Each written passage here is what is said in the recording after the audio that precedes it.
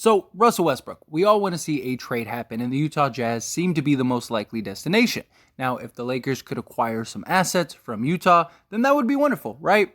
Talks about Beasley, Bogdanovich, and even Jordan Clarkson. Even some of those assets the Lakers could take on and maybe even flip in other deals if they really are as, sought after as the Utah Jazz are trying to make it seem. And the beauty is the Lakers asking price wouldn't be as high, right? So let's say we take on Jordan Clarkson. The fit might be a little clunky, might be a little weird. Well, if another team wants Jordan Clarkson, then maybe we can move him for a better rotation piece or another piece that maybe suits this team better than a Jordan Clarkson would. Just a possibility that's out there. But we got a new report thanks to Jazz Note. Again, take these things as you may, but this is what it says. NBA source tells Utah Jazz Note the Jazz asking is for 2 first-round picks from the Lakers. Jazz want to keep Vanderbilt. Jazz Note also showed this it looks like a text from somebody. Granted, again, this could be from anybody, but the Jazz Notes have been pretty solid so far. They've been pretty spot on a lot of things relating to the Utah Jazz. But again, we don't know who they are. We don't know, who's behind the account, stuff like that. Could just be somebody trying to ride a hype. But as you see, the text says, Danny's ask for Russ is 2 picks and not including Vanderbilt. Pelinka hasn't been willing because he wants Vanderbilt. So right now you see the stoppage at Vanderbilt as well as the 2 firsts, right? Lakers don't want to give up 2 firsts. The Utah Jazz want 2 firsts for these guys, and that seems to be a bit of an impasse as well as Vanderbilt. Now, it makes a lot of sense why the Lakers would want Vanderbilt, right? High energy guy, could easily plug in at the 4, give you some depth, give you some more youth. Vanderbilt's been very solid from what we've seen with his play the last few years, and he's a guy that could really make an impact and contribute to this Lakers team. From a Utah standpoint, of course, he was the prize in the Gobert trade, right? And beyond him being the prize in the Gobert trade, this is a guy that is young that could really help this young rebuilding team. Utah is headed in a different direction than the Lakers currently. And Utah would want to keep Vanderbilt, keep that preserved, keep him around for the long haul. And then, or if you do trade him, try to trade him for something that Utah sees as a preferred package. Vanderbilt being on the market would probably get a ton of looks and assets in return. Not like to the level of like a Donovan Mitchell or anything like that, but there's a team out there that would probably give a first-round pick for Vanderbilt, maybe give up a younger guy they're not as high on, stuff like that. So again, I understand why Utah would want to hold on to Vanderbilt. And then from the Lakers standpoint, they could use that guy, wing defender, got size, 6'9", high energy, is going to make the big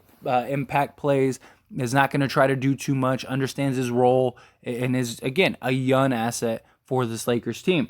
But I don't see the Jazz caving on Vanderbilt. I think the Jazz would cave on a pick before they cave on Vanderbilt, and I completely understand the Lakers not wanting to give up both firsts because it's not worth both firsts. If this trade made the Lakers like a lock contender, I mean, obviously there's no guarantee you win the championship, but if you looked at that team, right, and you were like, that team is a legit contender, then I can understand and see the Lakers doing it. But very likely they look at it and go, Bogdanovich, he's very likely not going to start for us. And you got to keep that in mind too. Like, as great as these 3 guys would be for the Lakers to acquire, Beasley's the only guy that you're probably maybe starting, right? Beasley's got 6'4". He's a true, shooting guard, 3-and-D type shooting guard. So he's a guy that could easily start immediately for this Laker team. But Bogdanovich isn't going to start. Where is he going to play? Like the whole reason they went and got Thomas Bryant and Damian Jones is so Anthony Davis doesn't have to play the 5. So you're not starting him over LeBron unless maybe you start LeBron at your point guard. Maybe you go Beasley at your 2, Bogdanovich at your 3, Davis at the 4, and Bryant at the 5. But LeBron doesn't want to be the point guard. That's the whole thing too. He wants to play more off the ball. He doesn't mind handling point guard duties from time to time and here and there. But for the most part, he wants to not have to handle that workload of playing point guard night in and night out for an 82-game season. So very likely that super, role player that Bogdanovich is, that's getting you 18 points on 50 or nearly 50, 40, 90 shooting, he's not going to be that guy for this Lakers team. I mean, he's going to be very good, very valuable, and a big contributor. I think he still could put up, 12 points a game, 15 points a game, depending on how much playing time and stuff like that he gets. But he's not a guy that's going to come in and immediately be like your biggest impact player, biggest, starter on your team. And then Jordan Clarkson doesn't really fit. Like, yeah, you're moving off of Russ, but where do you slot Clarkson? Yeah, you could slot him at the 2, but you already have Kendrick Nunn unless you're moving Kendrick Nunn too. If you do move Kendrick Nunn, then that makes a lot of sense. Although, like I said, Clarkson could be a valuable trade chip. Maybe you use him to trade and unload to another team that really wants him. And again, the asking price from the Lakers isn't going to be as high as the Jazz asking price. So that could be hugely beneficial for the Lakers as well. Maybe you could get another role guy. Maybe, the Knicks would prefer, Jordan Clarkson. And maybe Tibbs would be like, yeah, I'll play Jordan Clarkson. And then maybe you could work out a deal to get not Kendrick. You could get Cam Reddish. There we go. Go get Cam Reddish. And then you get Beasley, Reddish, and Bogdanovich. That's pretty solid. But again, is that worth both your firsts? I don't think so. Unless the Jazz are willing to come down off their asking price, which they may. They still have time. They're still, playing hardball, stuff like that, which makes sense if you're the Jazz. You don't have to make a move until the season begins. So you basically have 2 weeks to really have to make a move or unload guys or whatever. I don't see the Jazz just cutting guys. I really don't. Just because, why would you cut 2 guys when you could get something?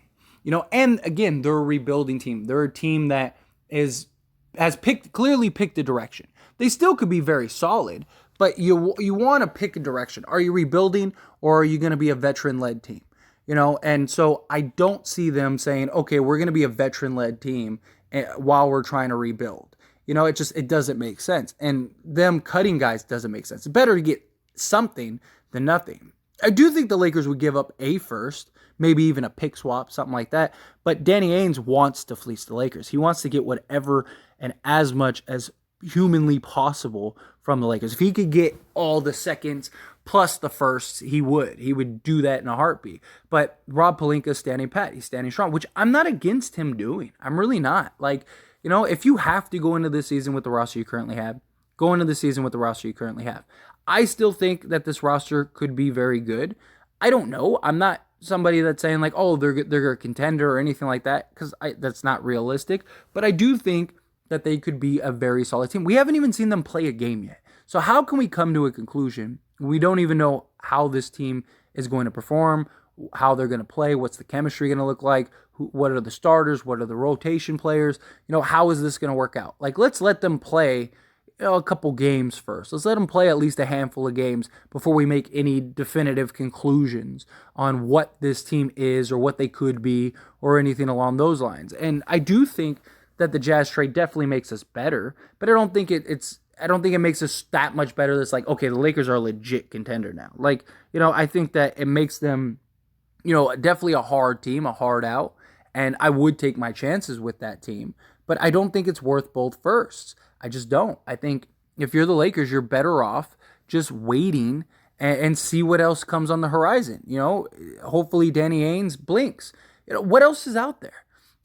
Look, if Danny Ainge had a deal on the table right now for any of these guys, they would be gone immediately. He's not waiting around for the Lakers to do the Laker deal on a deal that may or may not happen.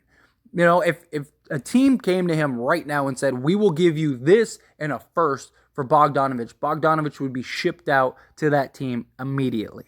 And we already got the Jazz reports that say nobody else is interested right now. I mean, teams are interested, but not at the asking price that the Jazz want. So at some point, the Jazz are going to have to come down on their asking price. So how valuable does Danny Ainge view the Lakers first? Does he view the Lakers' 27th pick higher than, say, a Phoenix Suns team that may be good in 2027 or not? Because they very likely still have guys like Ayton and Booker and Bridges and Johnson, guys like that. So do they look at that, or would they rather take a chance on the unknown that is the Lakers of after LeBron and AD, this team might be terrible again, and we could get a lottery pick. That's why Danny Ainge wants that pick so bad, because he's looking at it as the Lakers could very well be a dumpster fire after LeBron leaves. He wants to take his chances on it. But Lakers have to continue to remain smart. They have to continue to remain patient. And I know a lot of people, one last thing is a lot of people look at LeBron's camp, right? LeBron's mini camp is on Thursday, right? And as much as I'm sure the Lakers would love to get a deal done before Thursday, I'm sure their timeline isn't LeBron James's camp. Their timeline is very likely when is the Lakers camp, and then to get that done. And not just that, look, if they go into camp and for whatever reason Utah's like, all right, we'll include Vanderbilt, or all right, we'll take it for one first, then I don't think the Lakers are going to say, no, sorry, we already went into training camp. Too bad. Like, you basically have until the season begins, I think, for this. And that's what Danny Ainge has too. You know, and Danny Ainge might want to let the Lakers go into training camp. You know, because if they go into training camp and Russ just isn't working and they're seeing some real problems, maybe the Lakers finally cave. You know, maybe the Lakers are like, look, we just can't go with Russ. You know, I definitely think both sides are going to play hardball. But anyway, as always, this is a discussion, so I want to hear from you. Let me know your thoughts and opinions down in the comment section below. What do you think? Think the Lakers should just cave and give both first? Think the Lakers should stand pat? You think that if you can get Vanderbilt, you do both first? You think, no, regardless, don't do both first? However you feel about it, I'd love to hear your thoughts and opinions. Let me know down in the comments. Quick little shameless plug, everyone. If you enjoy my videos and commentary here on this channel, As It Stands Lakers, then check out the link down in the description below and go subscribe to As It Stands. Believe it or not, As It Stands was the first channel. If it wasn't for that channel, this channel would never have existed. Because of the success of that channel, it led me to want to create this Lakers channel. So do me a huge solid. If you're not subscribed over there, go check that out. Go subscribe over there. I talk all things sports, all teams, things like that, not just the Lakers. So if you just enjoy my commentary and want to hear me talk about other things, or you just, you know, are a fan of other sports and other teams, go check that out. I promise you will not be disappointed. That being said, hit that like button. Helps me out a lot. Lets me know you enjoy these types of videos, and I truly appreciate it. If you're not subscribed to the channel, hit that subscribe button, followed by the bell notification. Stay up to date with all things sports. Join this wonderful community and all of our discussions. I'll see you all in the next one. Thank you.